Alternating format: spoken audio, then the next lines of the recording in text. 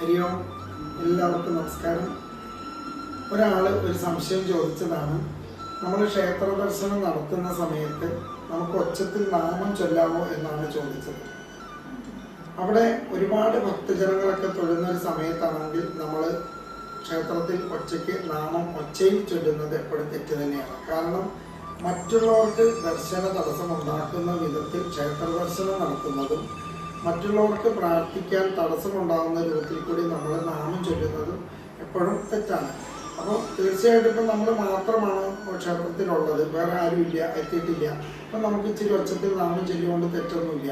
ക്ഷേത്ര ദർശനം നമുക്ക് ആ വിധിപ്രകാരം എങ്ങനെ വേണമെങ്കിലും നമ്മുടെ തൃപ്തിക്ക് അനുസരിച്ച് നമുക്ക് നടത്താവുന്നതാണ്.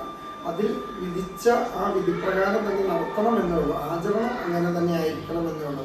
നാമം ചൊല്ലുന്നത് ഒച്ചത്തിലായാലും പതിയെ ചൊല്ലുന്നതും അങ്ങനെ തെറ്റില്ല. പക്ഷെ മറ്റുള്ളവരുള്ള സമയത്ത് ഒച്ചത്തിൽ മറ്റുള്ളവർക്ക് ദർശന തടസ്സം വരുന്ന രൂപത്തിലും നാമം ചൊല്ലുന്നത് മറ്റുള്ളവർക്ക് ബുദ്ധിമുട്ടുണ്ടാകുന്ന രൂപത്തിൽ ആവരുതെന്ന് മാത്രം. പിന്നെ അതുപോലെ തന്നെ നമ്മൾ ആദ്യം പറഞ്ഞിരുന്ന ഒരു ക്ഷേത്രത്തിൽ ചെന്ന് കഴിഞ്ഞാലും വന്ദനം, പ്രദക്ഷിണം, നാമജപം, നമസ്കാരം, ഈ 5 കാര്യങ്ങൾ ചക്രവർത്തി തന്നെ പാലിക്കണം എന്നുള്ളത് എല്ലാവർക്കും നല്ലത് വരട്ടെ.